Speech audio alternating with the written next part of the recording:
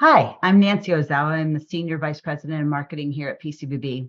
And I was just talking to one of our CECL customers who had originally planned to perform CECL in-house, but decided to outsource and partner with PCBB instead. So I've invited Michael Kerr, Chief Credit Officer at First Federal Bank in Dunn, North Carolina, to share his story. Michael, I appreciate you spending the time to talk about CECL. I understand your team initially was planning to do CECL in-house, and possibly with scale. Can you share your CECL journey and the main motivators that helped you make the decision to change course from in-house and decide to outsource it?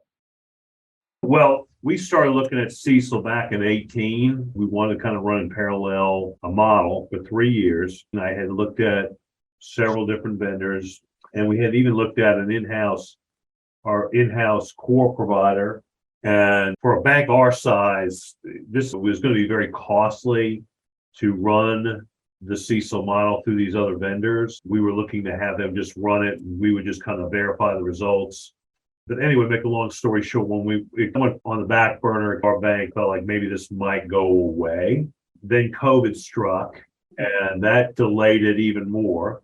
And last year, probably in late summer into the fall, it came back up again, and my president had been on a Zoom call, and they talked about the scale method for CECL. And around November, he said, hey, let's look at the scale method. We looked at it. We sat down by a conference call with the OCC. We kind of ran it through a little bit. We started to implement it.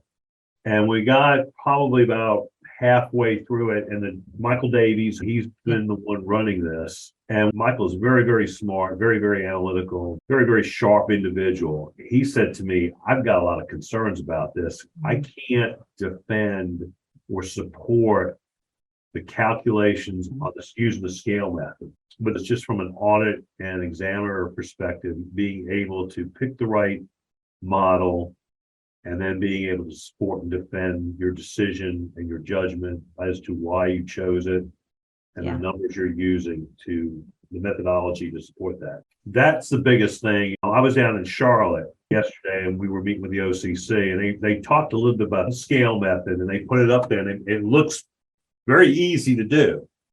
But when you get into it and you put it together, and you have to support, and there are banks using it that I know of. Have they had the models validated, and have they been tested by auditors? That I don't know. Have they taken early adoption? I don't think they have. I think they've been kind of running with it. They're our size and smaller, so maybe fairly good for them, but not for us. And Michael's been working on it for probably about 3 or 4 months, putting it together. And the clock is ticking on us. And I had a friend of mine who's at another bank, Coastal Bank, said, who are you using? And he said, well, I'm using PCBB. And I said, okay. And I said, you happy with it? He said, yes, it's been very good to us. And I said, well, why don't we reach out to PCBB and see if they can get us in and what they can do for us and what's involved. So Frank and Janet, they were fantastic. We explained to them what we were running into, the scale method. And I said, well, let's talk with my president, my CFO, and tell them what the situation is. Tell them how the scale method, while it looks very simple from 100,000 to 50,000 feet, when you boil down to it, you have to support it to auditors or examiners. It's going to be very, very difficult for us to do that. And I don't want to get us in a position where we get in trouble with that, where we may not necessarily set aside enough reserves, or we over-reserve, or whatever it may be.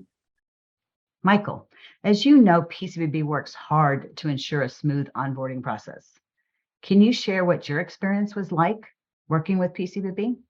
Everything worked really, really well. Everybody was very helpful. We got the contract, I think, within a couple of days. We've got a relationship with PCBB. We know them. They're not some fly-by-night group. It was extremely well priced and reasonable, which was another attractive thing that helped me get my president to go along with this. It made sense.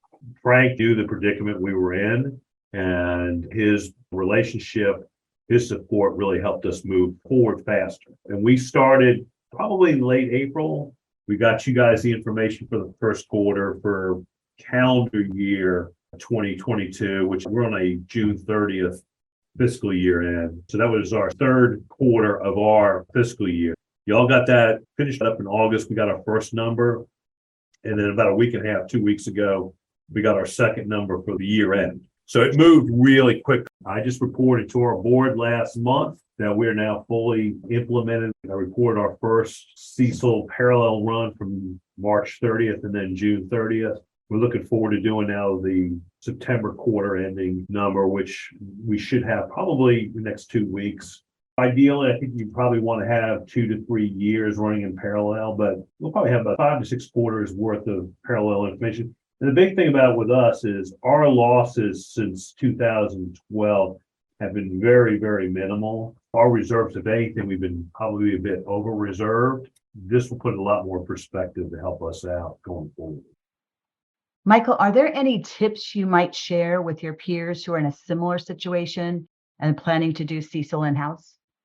I think if you want to kind of look at the scale method, that's up to y'all. I think you need to have the professional help with folks like PCBB who have the ability to have the expertise and have the access to the data needed to support and defend your qualitative factors, your methodologies. It's very, very difficult for a bank, somebody like us. We're not a First Citizens, we're not a B of A or a Truist or anything like that, where I'm sure they create their own models. And there's a lot of time involved with making sure that the model is correct, your methodology is the right one, accessing the data, collecting the data, if you can even access the data. And bank our size just doesn't have that capability. We don't have the time or the manpower to have a full-time person dedicated just to CECL.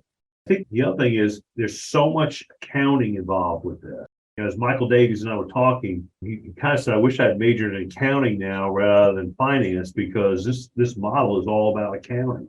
And you really have to have that expertise, and we don't have that expertise. And if we can have somebody help us out with that, it makes a big difference. I don't have to lose sleep at night worrying about this calculation or how to defend that calculation.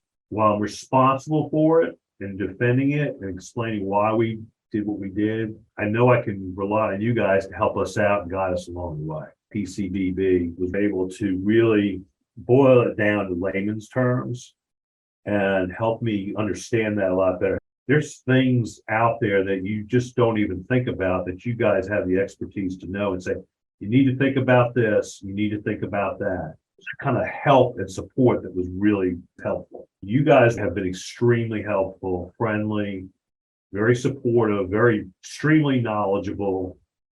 Perfect. Well, Michael, thank you so much for sharing your story. I really appreciate it. And I suspect that your peers listening have benefited from hearing your story and your CECL journey. For our listeners, I'd like to let you know that if you have questions about CECL or your approach to doing it in-house, feel free to reach out and call us or even email us to have a no-pressure, casual conversation with one of our advisors. And we can have them provide advice and share our perspective on key aspects to consider when getting ready for CECL and getting ready to have those discussions with your auditors and regulators.